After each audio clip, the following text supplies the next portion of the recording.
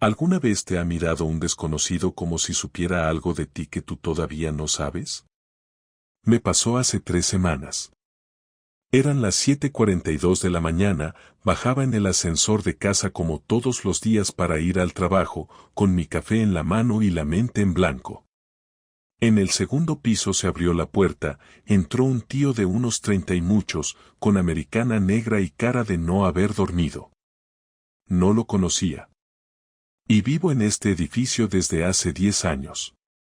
Eso ya me mosqueó un poco. Pero lo raro no fue eso. Lo raro fue cómo me miró. Una mezcla de pena y de desprecio. Como si yo fuera el último en enterarme de algo. Ni un buenos días. Solo esa mirada de pobre imbécil. El ascensor bajó en silencio hasta el portal. Yo salí primero, él detrás. Caminamos un par de pasos en la misma dirección. Y justo antes de girar la esquina, me soltó. Deberías preguntar a tu mujer qué hizo anoche. Así. Sin más. Se dio la vuelta y se fue andando, tan tranquilo. Yo me quedé helado, con el corazón acelerado y el café temblando en la mano. No era un borracho ni un loco. Habló claro, tranquilo, como alguien que sabe que acaba de lanzar una bomba. Volví a casa. Llamé al trabajo diciendo que tenía fiebre. Me senté en la cocina con el portátil delante y la mente hecha un nudo. A ver, ¿quién era ese tío? ¿Y por qué me soltó eso? ¿Y por qué sonaba tan jodidamente real? No le dije nada a Clara ese día. Cuando volvió por la noche, actuó como si todo estuviera bien. Se duchó, cenamos tortilla y una copa de vino, y se fue a la cama temprano. Normalidad total. Pero yo ya no veía normalidad en nada. Ni en su forma de sonreír, ni en su silencio en la cena, ni en cómo evitaba mirarme demasiado rato. Lo peor no era pensar que había pasado algo. Lo peor era esa frase repitiéndose en mi cabeza como una alarma: deberías preguntar a tu mujer qué hizo anoche. Pasaron 2 días. No pude dormir bien. Me obsesioné. No por celos, sino por la certeza de que algo raro había pasado. No tenía pruebas, ni un mensaje, ni una foto, ni una confesión. Solo esa mirada en el ascensor y esa frase. Y entonces, el sábado por la mañana, pasó algo que cambió todo. Salí temprano a por el pan. Cuando volvía, vi al mismo tío salir del portal. Pero esta vez no iba solo. Clara iba con él. Vestida de deporte, con coleta, sudando. Riendo. No me vieron. Me escondí detrás de una furgoneta. Se dieron un beso rápido, de esos que intentan parecer inocentes pero no lo son. Después ella entró en casa y él se alejó en dirección contraria. Ahí supe que no estaba loco. Pero todavía no sabía hasta dónde llegaba todo esto. Volví a casa sin las barras de pan y sin saber muy bien qué hacer con lo que acababa de ver. Clara estaba en la ducha cuando entré. Le dejé tiempo. Me senté en el sofá, la tele encendida sin volumen, mirando el suelo. En mi cabeza solo había una pregunta: ¿desde cuándo? No pensaba en quién era él, ni si era mejor que yo, ni siquiera si era un rollo o algo serio. Solo me repetía eso: ¿desde cuándo? Cuando salió del baño con el pelo mojado, camiseta vieja y mallas deportivas, me saludó con un beso en la mejilla, me preguntó por el pan. Le dije que se me había olvidado, que bajaría más tarde. Me miró raro, como esperando una excusa más elaborada, pero no dijo nada. Se metió en la cocina y empezó a prepararse un zumo como si no acabara de besarse con otro a plena luz del día, como si no hubiéramos compartido cama la noche anterior, como si no me estuviera rompiendo en 1000 pedazos sin ni siquiera mirarme a los ojos. Pasé el fin de semana en silencio. Ni la enfrenté ni fingí que todo iba bien. Me limité a estar. A observarla. Cada vez que se reía viendo algo en el móvil, Cada vez que hablaba conmigo con una amabilidad forzada, cada vez que evitaba preguntarme cómo estaba. Todo eso me confirmaba lo que ya sabía, me estaba mintiendo. Pero aún así no lo solté. No todavía. Necesitaba entender hasta qué punto me había convertido en un figurante dentro de mi propia casa. El lunes por la tarde la cosa se puso más rara. Llegué a casa un poco antes de lo normal. Clara no estaba. Su abrigo tampoco. El bolso no estaba colgado donde siempre. Había 2 vasos en el fregadero, uno con pintalabios, otro con una mancha como de whisky. Me asomé al balcón del salón y desde allí vi un coche negro que arrancaba justo en ese momento. Ella iba sentada en el asiento del copiloto. Él conducía. Me quedé de pie ahí, como un idiota, viendo cómo se alejaban. Y entonces ya no pude más. Cogí mi chaqueta, bajé a la calle, y empecé a caminar sin rumbo. Necesitaba aire, pero sobre todo necesitaba no estar en ese piso donde nada era lo que parecía. No sabía si quería llorar, gritar o romper algo. Al final no hice ninguna de las 3 cosas. Me senté en un banco en la Plaza Cervantes y llamé a mi hermano. No le conté todo, solo le dije que estaba pasando por algo complicado y que necesitaba hablar. Quedamos para el día siguiente. Me dio vergüenza admitir que sospechaba de mi mujer, pero no tenía valor para enfrentarlo de frente. Me sentía débil, como si por no hacer nada estuviera permitiendo que me pasara por encima. Esa noche Clara volvió tarde. Traía un tupper en la mano con la pegatina de un restaurante italiano al que íbamos cuando empezamos a salir. Me dijo que le habían sobrado restos del almuerzo en la oficina y pensó que me haría ilusión. Le di las gracias, lo calenté y cené en silencio mientras ella se duchaba. Me observaba desde el marco de la puerta del pasillo, con una mirada que no supe interpretar. Ni culpa ni cariño. Solo atención. Como si me estuviera estudiando. Al día siguiente me tomé la mañana libre y fui al trabajo de Clara. Sabía que no era la mejor idea, pero necesitaba verla en su entorno, saber si todo era una fachada también ahí. Me quedé en una cafetería frente a su edificio, observando las entradas y salidas. A las 11:17 la vi salir con el mismo tío del ascensor. Él llevaba una carpeta en la mano y ella reía. Se fueron caminando en dirección contraria, doblaron la esquina y desaparecieron. Esperé. 20 minutos después volvieron. Ella tocó su brazo en un gesto que solo había visto hacer a quien se siente con confianza. Él le devolvió una sonrisa. Se despidieron en la puerta, sin beso esta vez, y ella subió. Ahí fue cuando me di cuenta de algo que me molestó más que los besos o las risas. No era solo sexo. Había rutina. Había confianza. Había algo construido. No era un desliz. Y eso dolía de otra manera. Porque implicaba tiempo. Implicaba momentos compartidos que nunca fueron míos. Y yo mientras creyendo que estábamos pasando una mala racha, que el estrés, que el trabajo, que ya volveríamos a conectar. No lo confronté esa noche. Ni la siguiente.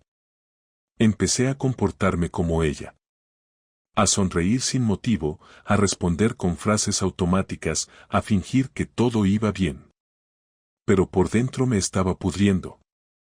Empecé a no dormir. Me levantaba en mitad de la noche, caminaba por la casa, abría cajones sin saber qué buscaba. Miraba sus cosas, su ropa, su lado del armario. Todo me parecía falso. Incluso sus fotos enmarcadas, las cartas que me había escrito hace años, los regalos de aniversarios pasados. No podía entender cómo se puede estar tan cerca de alguien y a la vez tan lejos.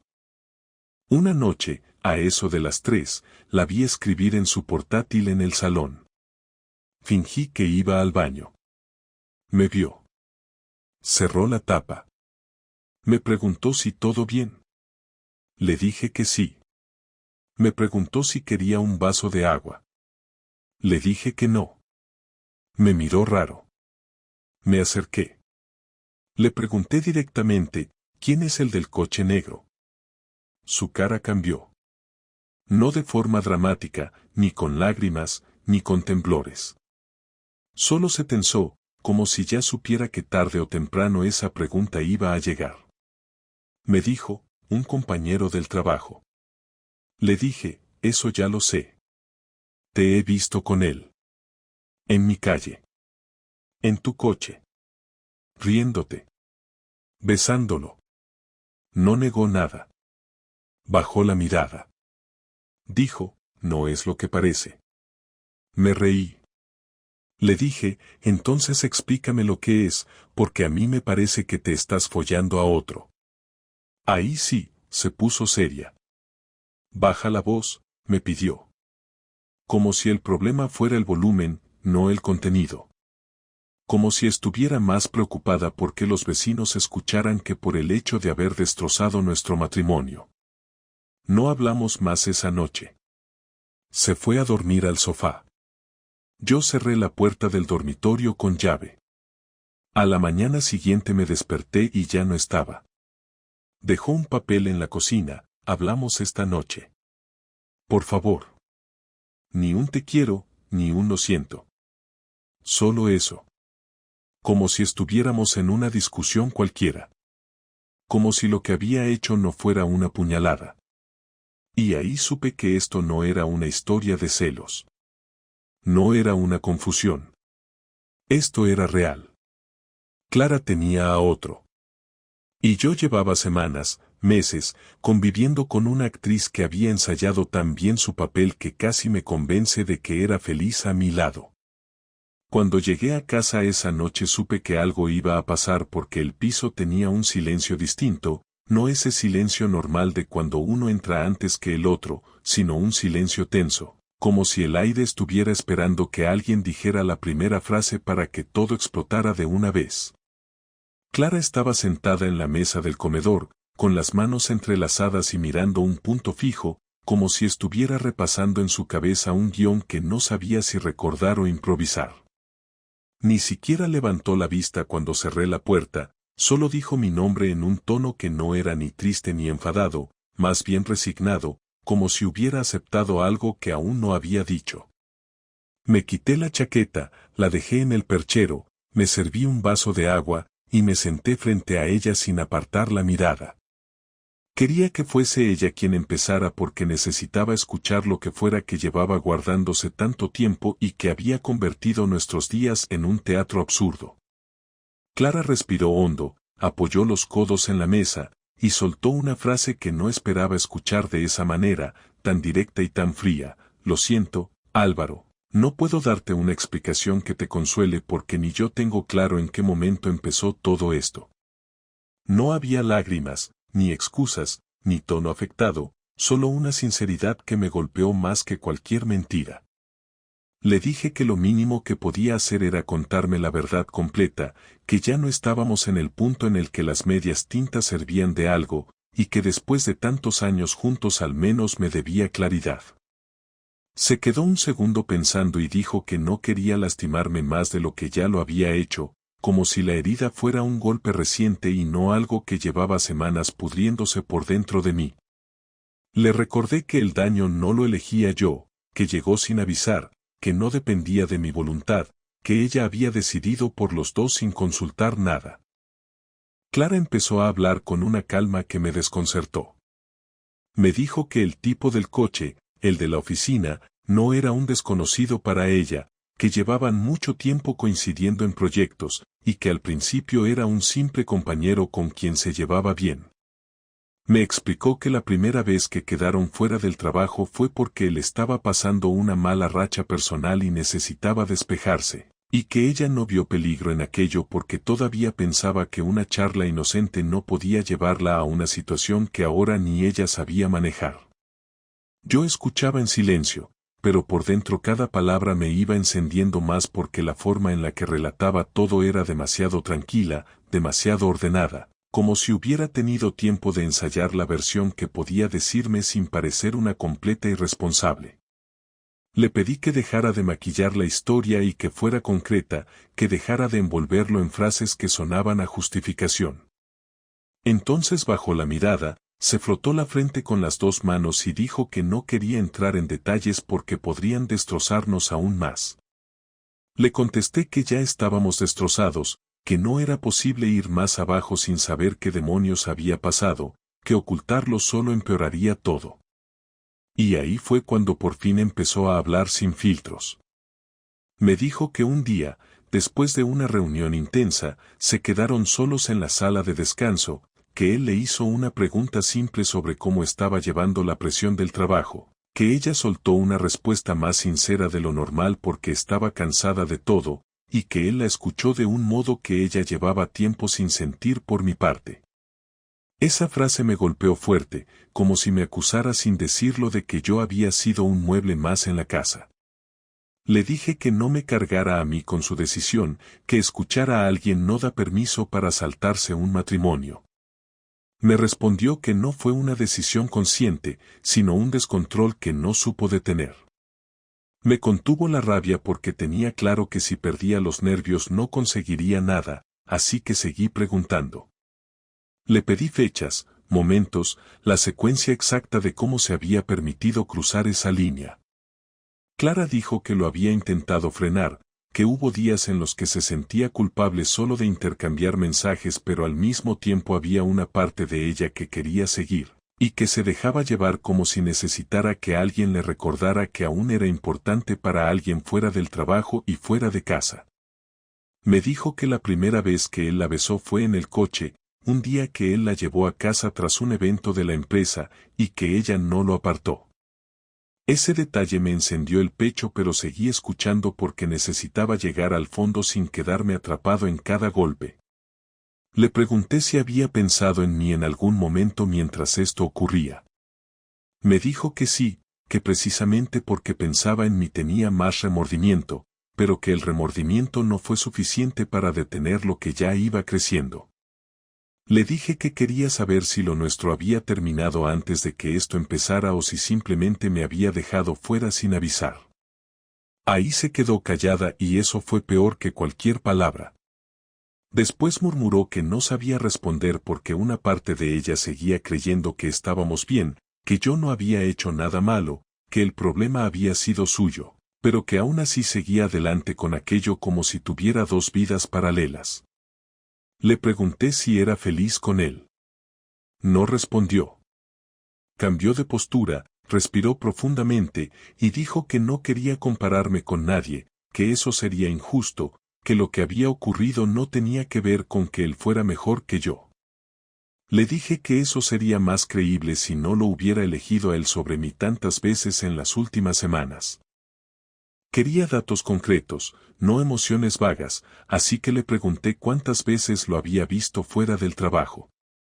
Me dijo que no habían sido tantas, que 3 o 4, y que la mayor parte de lo que había pasado era emocional antes que físico.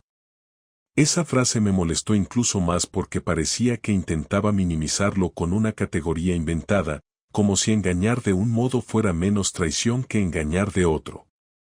Le dije que no me importaba si habían ido 100 veces a un hotel o ninguna, que la falta de respeto empezaba mucho antes del primer beso, y que todo lo que había hecho durante semanas había sido esconderme una parte de su vida. En un momento dado se levantó de la mesa y empezó a caminar por el salón como si necesitara moverse para pensar. Yo la observaba y sentía algo extraño, porque ya no la reconocía, y no me refiero a un cambio exagerado, sino a que la forma en la que caminaba, miraba, suspiraba o hablaba tenía algo que ya no me era familiar. Parecía otra persona, o quizá era yo quien estaba viendo lo que siempre estuvo ahí y nunca quise aceptar. Volvió a sentarse y me preguntó qué quería que hiciera, como si en mis manos estuviera decidir si borrábamos todo o si seguíamos adelante como si nada hubiera ocurrido. Le dije que no tenía respuesta porque no podía darle un camino claro cuando mi cabeza seguía intentando entender cómo era posible que hubiera compartido con otro lo que yo creía que era exclusivo de nuestra vida juntos. Ella dijo que estaba dispuesta a hacer lo que hiciera falta para arreglarlo, que dejaría de verlo si así lo pedía, que se alejaría de él incluso si eso implicaba pedir un traslado en la empresa. Le dije que esas medidas llegaban tarde, que el problema no era él sino ella, y que cambiar de oficina no iba a cambiar la decisión que tomó repetidamente durante semanas. Me pidió que no la abandonara sin dejarla explicarse por completo porque aún había cosas que quería decirme y que podían ser importantes. No supe si aceptar escuchar más era sensato o si ya había escuchado suficiente para tomar cualquier decisión. Le respondí que no podía decidir nada esa noche, que necesitaba tiempo, que mi cabeza estaba saturada y que no quería dar una respuesta bajo ese nivel de rabia contenida. Antes de irse a dormir me dijo que me quería. Esa frase me cayó mal porque sonaba fuera de lugar, como si hubiera olvidado que la noche anterior dormimos separados por la primera vez en muchos años. No le contesté. Se fue a la habitación. Cerró la puerta sin hacer ruido. Yo me quedé sentado en la mesa del comedor, sin mover un músculo, pensando en cada cosa que había dicho, en cada gesto, en cada hueco de sus explicaciones. Y lo más inquietante de todo fue que mientras más analizaba la conversación, más claro tenía que no me había contado ni la mitad. Y eso me llevó a decidir que, antes de la siguiente conversación con Clara, iba a buscar yo mismo la información que ella no quería decirme. Porque necesitaba la verdad completa, aunque doliera más que todo lo anterior. Al día siguiente me levanté temprano sin haber dormido ni una hora seguida, con la cabeza dando vueltas y el estómago revuelto como si algo dentro de mí supiera que lo peor todavía no había llegado. Clara no estaba en casa, había dejado un mensaje pegado al espejo del baño donde decía que necesitaba pensar y que había salido a caminar, pero que volvería pronto. No dije nada, no la llamé ni le escribí, no sentía urgencia por verla. Solo una mezcla extraña entre calma forzada y rabia contenida. Me hice un café, abrí el portátil y empecé a repasar mentalmente todo lo que había dicho la noche anterior. Había demasiados vacíos, detalles omitidos, frases dichas con cuidado para evitar hundirse del todo.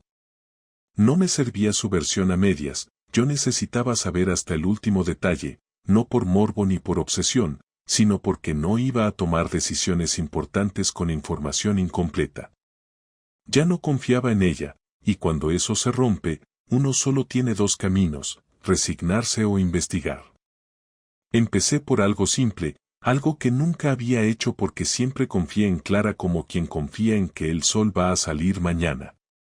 Abrí su cuenta en el ordenador, la que usaba para trabajar desde casa, y revisé los documentos recientes, el historial de navegación, los accesos a archivos de su nube. No vi nada fuera de lugar al principio, solo informes, hojas de cálculo, presupuestos. Pero después encontré una carpeta que me llamó la atención porque estaba escondida dentro de otra llamada presentaciones internas. No tenía mucho sentido guardar ahí un documento de texto con nombre notas personales. Lo abrí. No era un diario, ni un listado de claves, ni siquiera algo que esperara encontrar. Eran párrafos sueltos, como si estuviera redactando ideas para un correo, para una carta, no lo sé, pero había frases como no quiero hacerle daño, pero ya no siento lo mismo, no puedo fingir más, ni siquiera en la cama, lo nuestro terminó hace tiempo, aunque me duela admitirlo.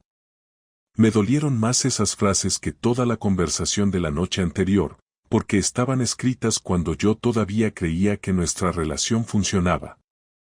Porque en esas líneas no había filtro, ni maquillaje, ni culpa, solo decisión. No sabía si esas frases estaban dirigidas a mí o al otro, pero en ese momento daba igual. Cerré el archivo, lo dejé todo como estaba y decidí salir.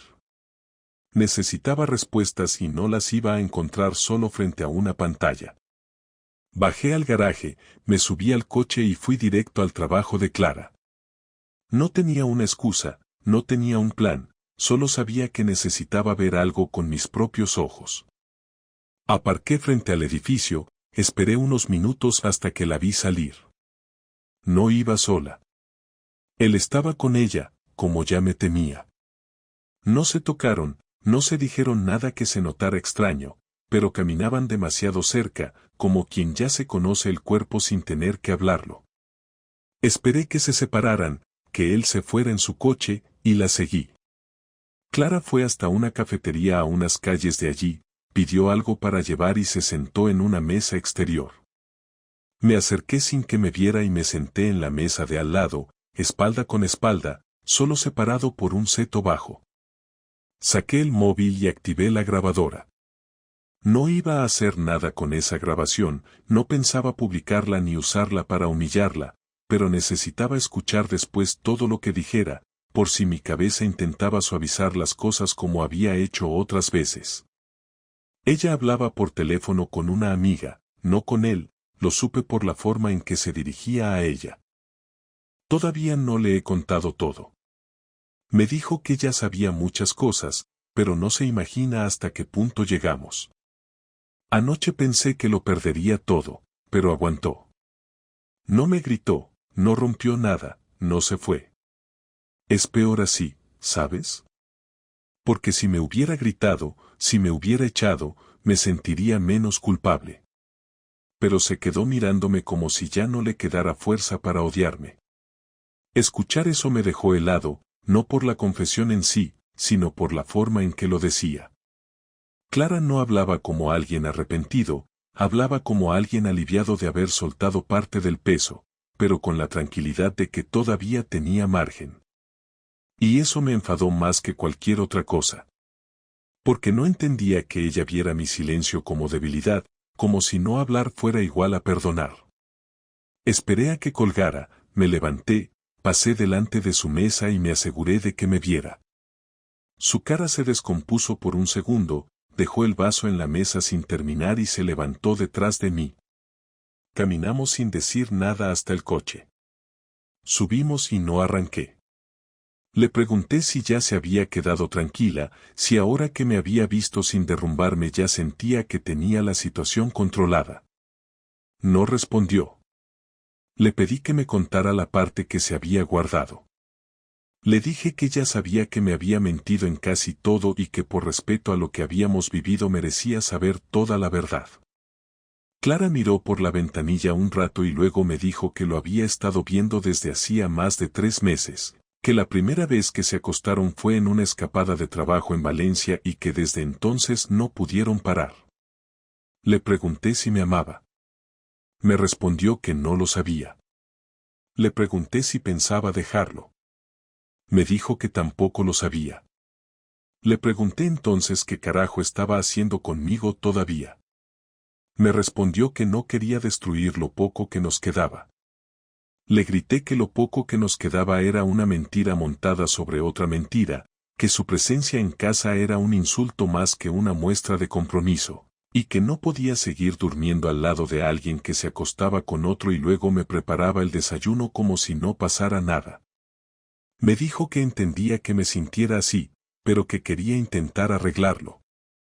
Le dije que no estaba segura de quererlo, que eso no era querer arreglar nada, eso era tener miedo a quedarse sola, o a perder la comodidad, o a lo que diría la familia. Le dije que no era su cobarde tabla de salvación. Esa tarde tomé la decisión. No podía seguir ahí. No podía vivir compartiendo casa con una persona que me había mentido tantas veces y que encima me miraba como si aún tuviera derecho a pedir paciencia. Llamé a mi hermano. Le conté todo. Le pedí que si podía quedarme unos días en su casa mientras organizaba mis cosas. Me dijo que sí, que no hacía falta explicarle más. Fui a casa, preparé una maleta con lo justo y le dejé una nota a Clara encima de la mesa. No decía mucho. Solo decía, esto se acabó. No necesito más explicaciones. No me busques. Cuando quiera hablar, te llamaré yo. Cerré la puerta sin hacer ruido, bajé las escaleras y me fui. No sentí alivio. No sentí rabia. Solo un vacío enorme, como si me hubieran arrancado algo de golpe y no supiera muy bien cómo seguir.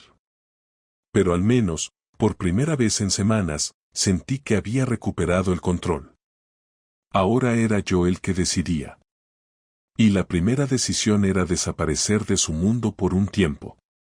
Porque si quería hablar de verdad, si quería reparar algo, tendría que hacerlo desde el silencio y sin garantías. Como yo lo había vivido. La primera noche fuera de casa fue más dura de lo que había imaginado, no porque echara de menos a Clara ni porque quisiera volver, sino porque me di cuenta de que la rutina que habíamos construido durante tantos años seguía dentro de mí como un sistema automático imposible de desactivar de un momento a otro. En la casa de mi hermano me encontré con un colchón en el suelo, una toalla doblada y una caja con productos de aseo que había preparado su pareja, lo cual agradecí en silencio, pero en cuanto cerré la puerta de esa habitación prestada me di cuenta de que no sabía muy bien qué hacer. Me senté en la cama, revisé el móvil por inercia y tuve que hacer un esfuerzo consciente para no mirar si Clara había escrito algo, aunque sabía que no lo había hecho. No me esperaba un mensaje suyo, pero una parte de mí seguía esperando que hiciera algo más que quedarse callada. No lo hizo ese día, ni el siguiente. Mi hermano me dejó espacio, no me hizo preguntas incómodas, solo me ofreció café por las mañanas y me preguntaba si necesitaba algo. Yo fingía que estaba ocupado buscando piso, hablando con abogados, organizando el trabajo, pero en realidad lo que hacía era pensar. Mucho. Y mal. Recordaba momentos específicos de los últimos meses y todo empezaba a tener otro sentido. Las escapadas que antes creía espontáneas, las llamadas que interrumpía cuando entraba en la habitación, las excusas sobre el cansancio, los días que decía estar de mal humor sin motivo. Era como mirar una película donde todos los detalles estaban ahí desde el principio pero nadie los veía hasta que el final te obliga a volver atrás. El tercer día por fin sonó el teléfono. Era Clara. No llamaba desde su número habitual sino desde uno nuevo, supuse que lo hacía para evitar que ignorara la llamada por costumbre. Dudé unos segundos antes de contestar, pero lo hice porque necesitaba escuchar qué más tenía que decir. Su voz sonaba distinta, ni débil ni arrepentida, más bien pausada, como si hubiera pasado los últimos días ensayando cada palabra. Me dijo que no sabía por dónde empezar, que había estado pensando mucho, que entendía mi decisión de irme y que no me iba a pedir que volviera si eso significaba forzarme a convivir con una mentira, pero que necesitaba decirme algo en persona, algo importante. Le pregunté si era sobre él. Me dijo que sí. Le pregunté si seguía viéndolo. Hubo una pausa incómoda, luego dijo que no, que habían terminado de hablar desde el día que me fui. No me lo creí del todo, pero tampoco le dije nada. Quedamos en una cafetería a medio camino entre su trabajo y la casa de mi hermano. Llegué unos minutos antes, pedí un café solo y me senté en una mesa alejada del resto. Cuando la vi entrar tuve una sensación rara, como si fuera alguien que conocía de otro contexto, no la mujer con la que había compartido casi una década. Venía sin maquillaje, con ropa informal, con la cara cansada. Se sentó frente a mí, no dijo nada al principio, solo me miró con una mezcla de tensión y resignación. Le pregunté qué era eso tan importante que no podía decirme por teléfono. Se tomó su tiempo para contestar, y cuando lo hizo me soltó algo que me dejó en silencio más de un minuto. Me dijo que había terminado con él antes de que yo me fuera de casa, que lo había hecho porque se dio cuenta de que todo aquello no era más que un intento desesperado de llenar algo que llevaba tiempo roto en ella y que ni él ni yo podíamos solucionar. Le pregunté si estaba enamorada de él. Dijo que no, que nunca lo estuvo, que solo le hacía sentir escuchada, deseada, útil, pero que nunca imaginó que lo que empezaron como juegos de oficina iba a cruzar todas las líneas. No me interesaba su análisis emocional, así que le pregunté directamente si había habido algo más que lo que ya me había contado. Su silencio fue suficiente respuesta. Le pedí que lo dijera. Me miró, respiró hondo y dijo que sí, que habían estado en más sitios, que no solo fue Valencia, que hubo hoteles en Madrid, que incluso habían quedado una tarde en nuestra casa cuando yo estaba de viaje por trabajo. Ahí perdí el control. Le pregunté cómo era posible que llevara a ese tipo a la cama donde dormíamos, cómo podía mirar mis cosas, mis fotos, mis libros y aún así meterse con otro en nuestra habitación sin que se le moviera un pelo. Me pidió que no lo recordara así, que había sido una vez, que se sintió fatal después, que casi lo echa todo por la borda en ese momento, pero que no tuvo el valor de confesarlo. Le dije que no hacía falta que me explicara cómo se sintió, que lo único que me importaba ahora era saber si de verdad había algo que aún no me había dicho. Me aseguró que no. Le pedí que no volviera a buscarme por un tiempo. Me dijo que lo respetaría. Me fui de la cafetería sin mirar atrás. Caminé sin rumbo por un par de horas, luego volví al piso de mi hermano y me encerré. No quería hablar con nadie. Ni con amigos, ni con compañeros de trabajo, ni con familiares que seguramente ya sabían lo que estaba pasando. Solo quería entender qué iba a hacer ahora con todo esto. Sabía que volver no era una opción. Sabía que perdonar no significaba olvidar. Y sobre todo sabía que ya no podía confiar en ella aunque lo intentara.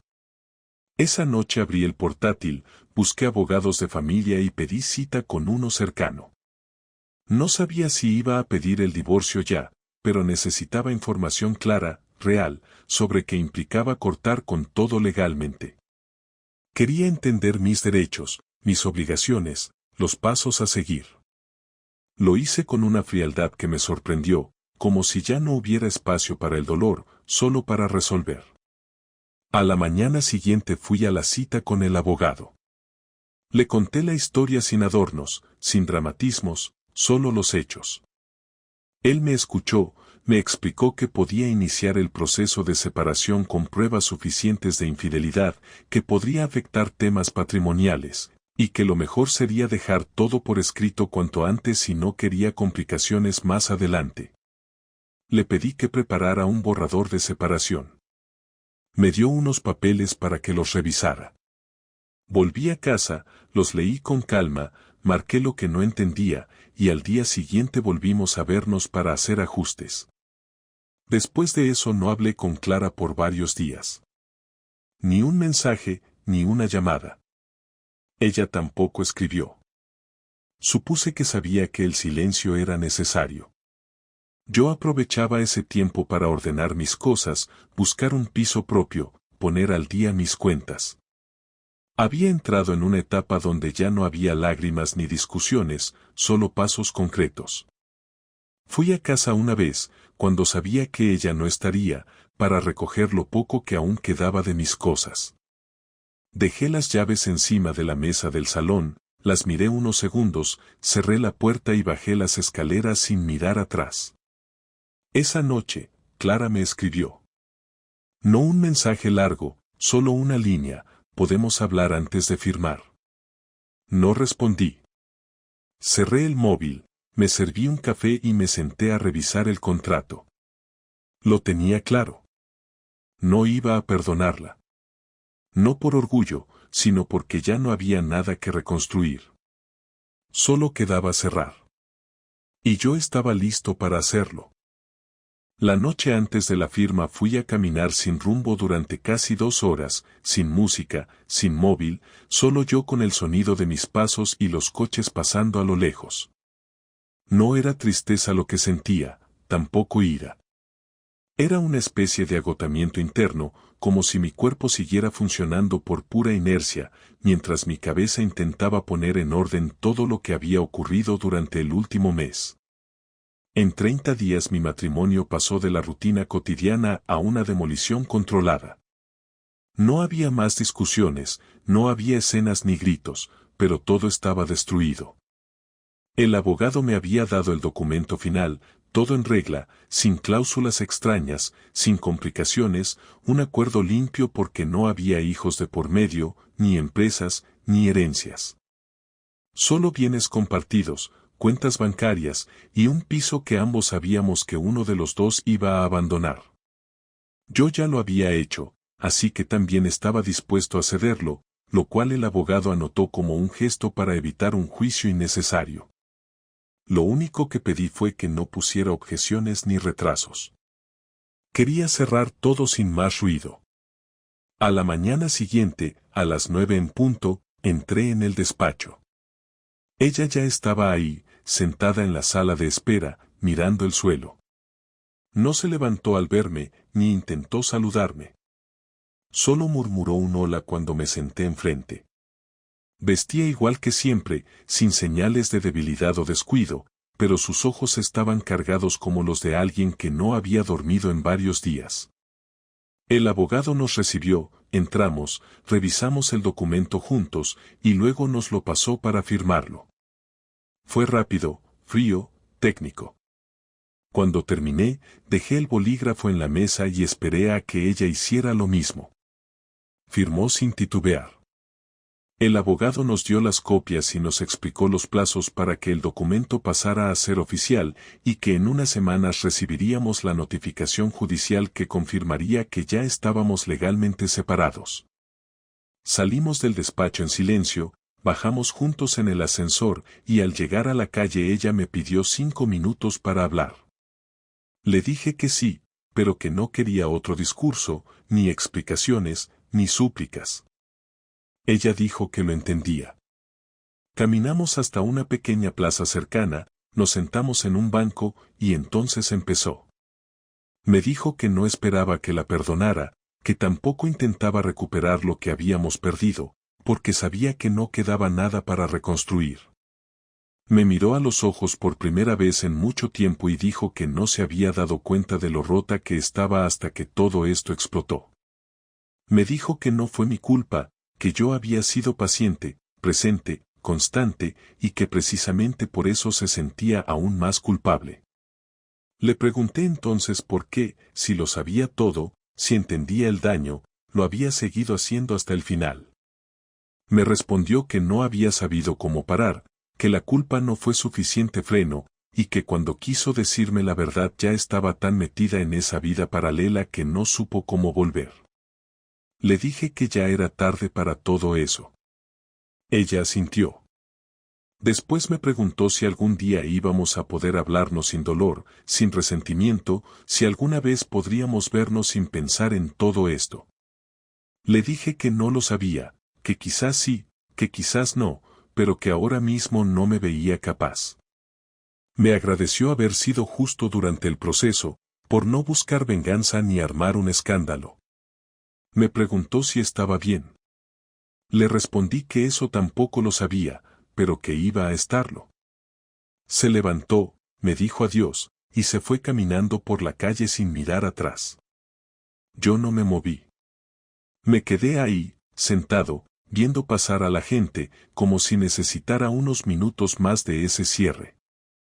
Esa misma tarde fui a mi nuevo piso. Pequeño, tranquilo, sin muebles aún salvo una cama, una mesa y una silla. Me senté en el suelo, abrí la ventana, y por primera vez en muchos días me permití no hacer nada.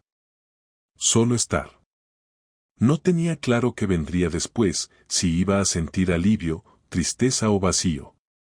No sabía si iba a hablar con ella de nuevo en unas semanas, si iba a evitarla toda la vida, o si algún día nos cruzaríamos en la calle como dos desconocidos con historia. Lo único que tenía claro era que ya no le debía nada, y que ella tampoco me debía a mí nada más que ese cierre que habíamos hecho firmando el papel. Durante los días siguientes empecé a reconstruir mi rutina. Volví al trabajo con más concentración de la que esperaba, empecé a salir a correr por las mañanas, fui al supermercado a llenar mi nevera con lo mínimo y me obligué a no revisar nada del pasado. No volví a mirar sus redes, no volví a leer los mensajes antiguos, no volví a hablar de ella con nadie que no fuera el abogado. Algunos amigos me escribieron para saber si estaba bien. A pocos les conté la historia completa. No necesitaba revivir todo en cada conversación. Quería avanzar. El dolor estaba ahí, sí, pero ya no me paralizaba. Era como una herida cerrando, que aún molesta pero ya no sangra. Un sábado por la tarde me encontré con uno de nuestros amigos en común. Me dijo que había hablado con Clara, que le parecía bien que todo se hubiera resuelto sin peleas. Me preguntó si quería que la bloqueara de su vida para evitar situaciones incómodas. Le dije que no hacía falta, que yo no tenía intención de seguir controlando nada, que si ella formaba parte de algún evento o encuentro, no era mi problema.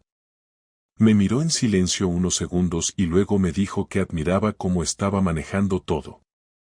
No le respondí. No necesitaba elogios. Solo necesitaba no hundirme más. Y por suerte, no lo estaba haciendo. La última vez que supe de Clara fue a través de un correo que llegó 2 semanas después de la firma. Un mensaje corto, sin título, sin firma. Solo decía que había empezado terapia, que estaba replanteándose muchas cosas, que no esperaba respuesta y que deseaba que yo pudiera estar bien de verdad algún día. No le contesté. No porque me diera igual, sino porque no quería abrir una puerta que ya habíamos cerrado con llave entre los dos. Quizás ella lo necesitaba como forma de soltar culpa. Yo no necesitaba nada más. Ya lo tenía, la verdad, el cierre, y un futuro distinto. Después de todo lo que pasó, aprendí que uno no siempre nota el momento exacto en que una relación se rompe, que a veces todo se va desgastando tan lentamente que cuando el golpe llega ya es tarde para entender por qué no lo vimos venir. Pero también entendí que, cuando todo explota, uno tiene que elegir entre quedarse en los escombros o construir otra cosa. Yo elegí lo segundo. Y aunque el proceso fue duro, largo y doloroso, no me arrepiento. Porque hoy, por fin, duermo tranquilo. Y eso, después de todo, es más que suficiente.